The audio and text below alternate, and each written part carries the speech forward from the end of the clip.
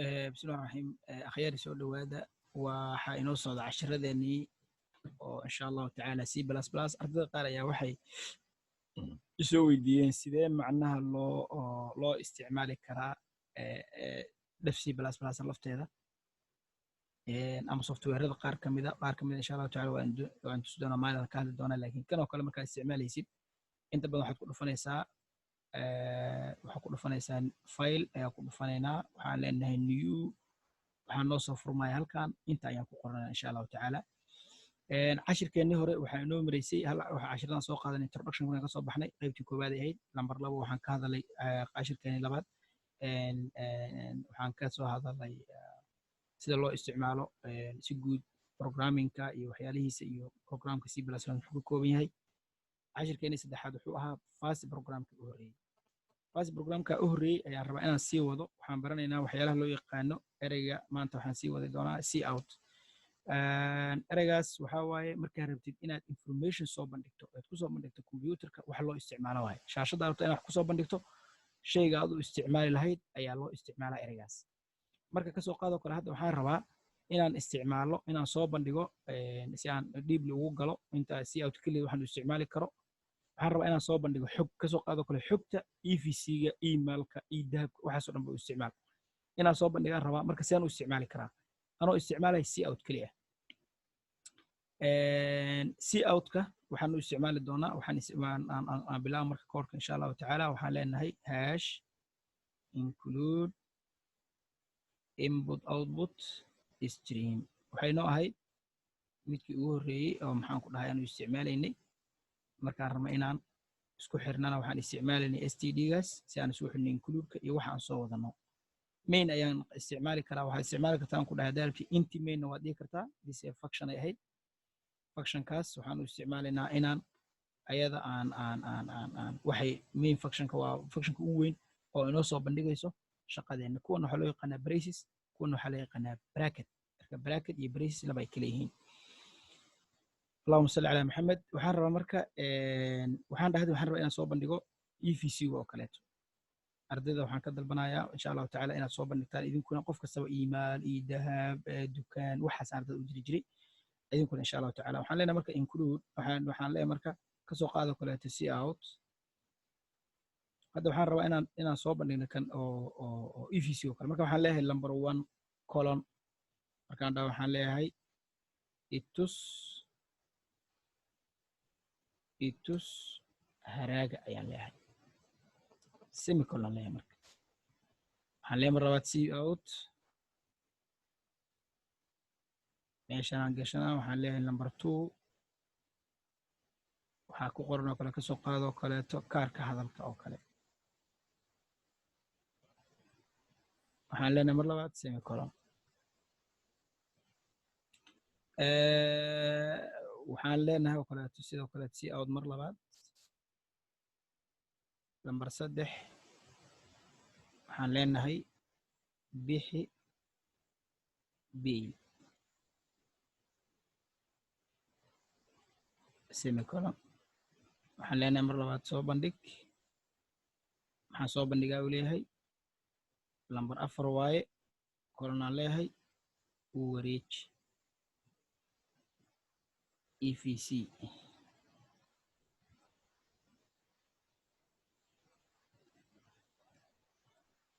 bixibiil kaarka hadalka itusaraaga waxaad ka kale noo dhahdaa see out iyo soo bandhig uu wareeji Soomaaliya EVC bixibiil number 5 waxaa la dhihi jiray last action waa laga yaabaa magacaasha in la bedelay mar hore semicolon noo dheh waxaad mar kale noo dhahdaa last action number 6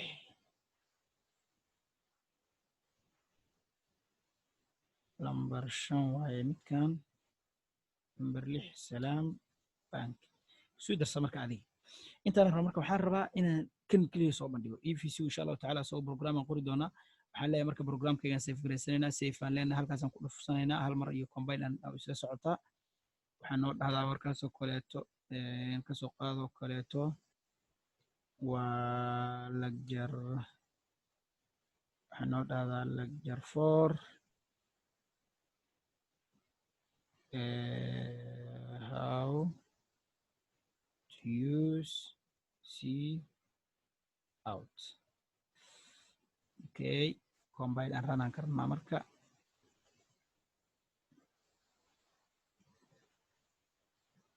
waayahay hadduu dhammeeyo waa arkaynaa wuxuu ugu qabsaday marka meeshaan khalad ugu qabsaday way noo fiican tahay khaladka aragno learning from error la dhahaa waa in waxaa jirto markii wax la baranayo dariiqa la dhahayo isku day khalad hadduu khalad imaado waa in laga barto meesha maxaa iga khaldan waxa iga khaldan meesha waxaan ka tegay semicolon allahu mustacaan calaamaad sifan halkaa waa intaasay u baahan tahay mar labaadaan ku celinaya waxaan leeyahay haye meeshana waxaan ka tegay hoos waxaa ku qoran fiir markaad khaladka akhrinaysid meesha hoos waxaa kugu qoran expected before semicolon before calaamadaas tokenka hortiisa tokeniska waxaa la dhahaa waxa meeshaan ku qoran oo dhan tokenis waaye erayaasha iyo jumladaha iyo waxaa dhan tokenis ay noqon doonaan hadhow mar labaadaan waxaa leenahay noo rangalee waxaa soo baxday marka shaashadaana soo baxday shaashad noocaan oo kale ah soo baxday marka fiir itus haraaga lambar 2 kaarka hadalka lambar 3 bixi biil wixii dhan isku xiriirsana soo baxeen si marka aan uga dhigo siday hadda u muuqato aan uga dhigo si aan uga dhigo marka si aan uga dhigo inay hadda sida u muuqato kale aan uga dhigo ayaa waxaan samaynayaa oo sida quruxda badan ay u muuqato aan uga dhigaa waxaan samaynayaa hal shay halkaas shay wuxuu yahay inaan sameeyo tusaale ahaan oo kaleeto inaan meeshaan waxaa jirta 2 wado oo laynka cusub lagu isticmaalo layn waxaan inaan layn ka dhigaan ramaano si aan layn uga dhigo 2 wada jirto labada wado waxaa loo kala yaqaanaa waa end line way jirtaa new line way jirtaa labada waa isticmaali kartaa meeshaan new line isticmaala midana waxaan u isticmaalaa end line labada waa isticmaali kartaa end line al dhaha midana waxaan u isticmaalayaa end line waxaan u isticmaalayaa end line kaga xir waaye waxaan u isticmaalaa end line waxaan u isticmaalaa end line labadaba waa isticmaali kartaa end line iyo new line ka halkaas ku xiree end line kana meeshaas lagu xiraa okay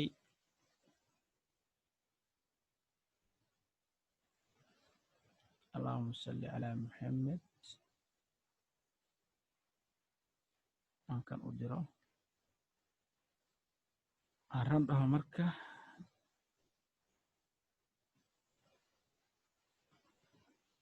waa ka marka sidii quruxda badan noogu soo baxday waa saan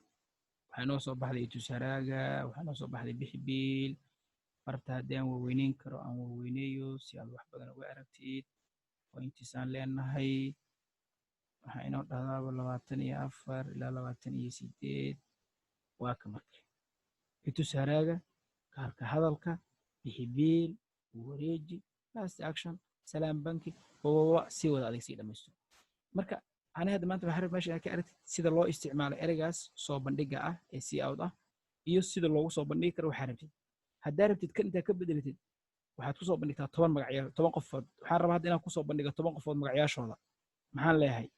markaan rabaa inaan 10 qofood magacyashooda ku soo bandhigo new file aan furanaya kana soo koobiyeysanaya meeshana arday magacyashooda ku bedela hebelow halkan waxaan leeyahay cali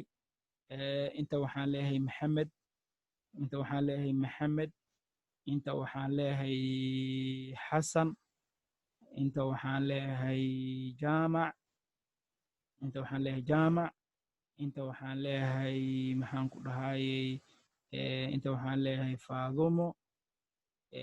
inta waxaan leeyahay ka soo qaado kaleeto deeqo waa gabdho magacyadooda waxaa gasho adiga okay inaan soo bandhigaan rabaa intaan gelinaynaa waxaa leedahay si out baan ka hadlaynaa weli okay programka noo rangaraysmo that's it magacayaashii marka waa kuwana marka adu waxaa rabtid aad u isticmaali kartaa asulaag aad u isticmaali kartaa insha allahu tacaala intaasaan rabaa inaan sida loo isticmaalo aan ku ekeeyo